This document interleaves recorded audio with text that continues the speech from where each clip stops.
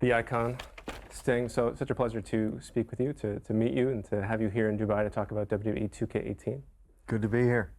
So let's start with this game. So what excites you most about it? You got 5 different Sting characters in there. I mean, you can't beat that, right? Do you have a favorite? No other wrestler has that many characters in one game. So, I mean, do you have a favorite of all the iterations of yourself over the years? yeah, Crow Sting, I think, is my all-time favorite.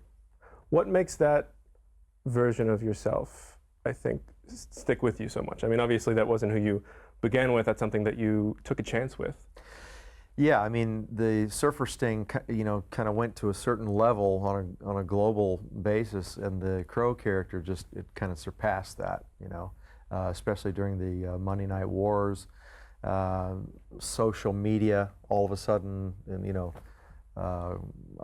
the internet.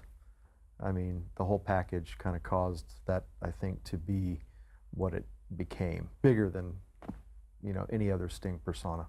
Yeah, and the cover this year is Seth Rollins, who obviously you had your de facto last match with, but you've also been incredibly complimentary to him and said he's the most creative in-ring performer in WWE. Do you feel that still holds true, and you're glad you're finally getting his due?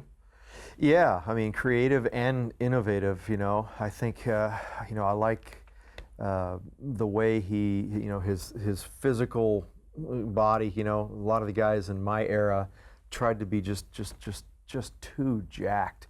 I was never one of those guys, you know. I couldn't be like, you know, a Brock Lesnar or somebody like that, you know. And I think Seth is kind of the same. You know, I had good longevity because of that, and I think Seth is going to do the same. He just has a mind for this, and you know, his ideas and his ability in the ring, just outstanding.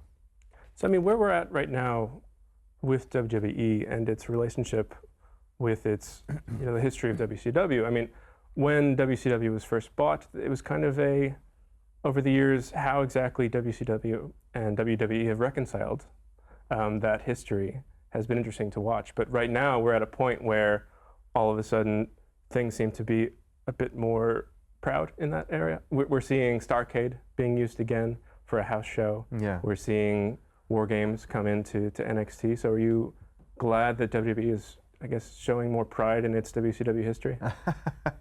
Yeah, and it's funny too, I don't think I've ever heard the word reconciled used, but that's a good word.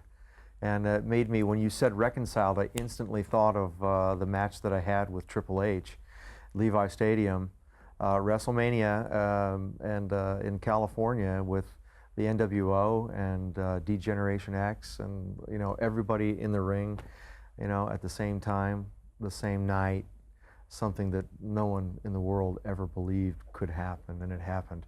So in a sense, it was almost like a reconciliation in a way that happened that night, you know? When we're looking back at your history, there's so many incredibly iconic, for lack of a better word, moments.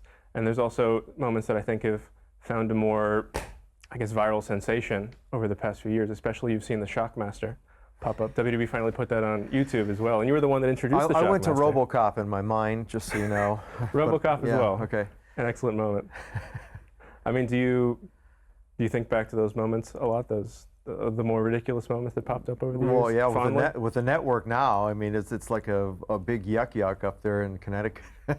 I mean, when I started with WWE and went up into their, you know, towers and offices up there, and the network is playing everywhere, you know, 24/7, and I saw some of that old stuff, and, you know, it makes for a good laugh for everybody.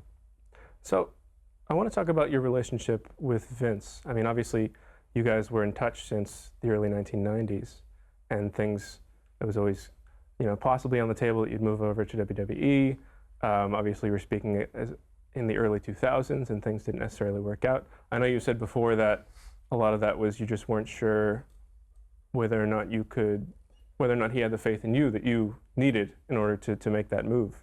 Do you find that your relationship is a lot better now that you're, you know, working with WWE more regularly? Yeah, absolutely. Yeah, I mean, in the early years, I always felt that he wanted me to undermine WCW as the #1 reason, and the #2 reason would be to have me on his roster up there. and I didn't want it to be that way. Maybe I was wrong. And then in later years, when I made a phone call and just said, hey, have you turned the page? And the rest is history. And he's just treated me just fantastic every step of the way. Really, everybody has. Since your run, on the main roster didn't go as planned and didn't end on your terms, is that something that you have a hard time dealing with now, a couple years out? I mean, do you feel that you've closed that chapter, or are you still kind of hoping that things might open up again? Oh no, I mean, I retired. I mean, I'm great with the way it happened. I mean, did I want to get hurt? No. But world title, WWE world title, Seth Rollins, last match. I mean, I did just about everything you could do in wrestling. I had a dream match. It was against Taker. It never did happen. Yeah, I wish I could have had that. But really, I don't have any complaints at all. If Taker calls you up tomorrow, do you do the match, or do you say no? He's not going to call me tomorrow. I mean, have you two talked about that match over the years? Has this ever been something that's come up between the two of you? We had a brief conversation, and I just told him, I said, man, I've always wanted to have that match. Wasn't necessarily reciprocated, so I'm not sure where he stands or what if he had any interest at all, to be quite honest. But I did. I don't mind saying. There's a lot of guys that have come into the WWE since you retired that have set the company on fire. A lot of guys that you worked with outside of WWE in the last decade and a half, since 2003, who weren't always seen as huge stars, and now we're seen as some of the top stars in all professional wrestling. I'm pleasantly surprised. I mean, do you feel how closely are you following the work of the guys that you worked with over the years? I never have watched. I've never watched. So, but I do know that AJ, and Bobby Roode. I mean, these guys are Samoa Joe. They're in there and they're plugging away. Especially AJ. I mean, I've seen him quite a bit. So I'm proud of AJ for doing what he's done, and they deserve to be where they are. Moving back to the game as well. I've never been a gamer kind of a guy. I have played the game, though. I've done it. As a matter of fact, Sting versus Taker. That's the only way I can have that match. How did it go in the game? Taker beat me. I mean, he just did. But I was playing against a gamer. I don't know what I'm doing. I'm just trying to, But this other guy, he definitely knew how to play the game. So. I mean, let's move back to the fans that you interact with. Do you find that the fans are the same as they were? I mean, how have they changed in the more than 2 decades you've been in the business?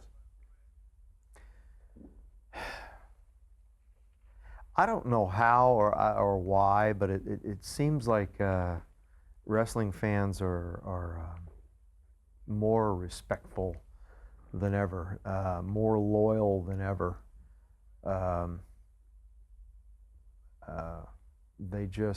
It's like they don't want to say goodbye, They don't want to say goodbye to Hulk Hogan. They don't want to say goodbye to Shawn Michaels, to Stone Cold Steve Austin, to Sting, just loyal fans. I think they've always been that way, but there's something that just seems to be I think it's because there's more interaction with wrestlers and fans now than there's ever been. Maybe that's what it is, but very respectful. Do you find the young wrestlers that you've met and that you've interacted with and might come to you for advice are different as well as far as how they approach the business? Yeah, I think so. They're taught well with WWE and under the WWE umbrella for sure. They're taught every aspect of being an entertainer and a professional, a man or a woman. How to be in public and blah, blah, blah. So they have all the tools that they need, and they're a lot better off now than when I started. Things are so much different now. So the fans that are going to sit down to play this game, obviously, let's say they've gotten over Sting Taker. What other fantasy matchups would you like them to, or that you most wanted to have over the years, would you most want to see played out in this game? Crow Sting versus Surfer Sting. I mean, Sting against Sting, that would be kind of cool. Also, I mean, I just think it's remarkable that you can create your own character on this thing, you know, through the development process, you know, developing your own brand and moves. And I don't know how in the world you could do that, but you're creating and making your own moves. I mean, this is what we do. You know, we make moves. We come up with ideas in our head that are insane, and then we do them. But in this case, you know, you get to do it on the computer, which is so much easier on your body. You're no longer a human Super Bowl. Here's a phrase that I know you've heard too many times from fans or journalists: the third man. Do you think that create a character might be a good way to explore what that might have been? And have you ever thought about over the years what that character might have been like had you joined the NWO at that pivotal point instead of Hulk Hogan? No. Just a very simple no. No. I don't have any complaints. I mean, I'm glad things turned out the way they did, and you know, I was always on my own, and to be with a group, I don't think it would have worked. Yeah. From Four Horsemen way back when to the NWO in later years. Yeah. I mean, we've seen guys like Shawn Michaels who have, in an unofficial capacity, been working more down at the Performance Center to pass on their knowledge to the next generation. Is that something you would consider doing yourself more? Doing what now? Going down to the WWE Performance Center and helping train the young prospects. Yeah, yeah. That's something I could say that I would do. So you're just waiting for the call, or have you been called? Oh no! I mean, I'm not looking to do it, but you know, and I'm not saying that I would want to do it on a full-time basis or move to Orlando or something. No, I wouldn't want to do that. But you know, pop in from time to time, depending on you know who and what. Yeah. All right. Thank you so much. Thank you.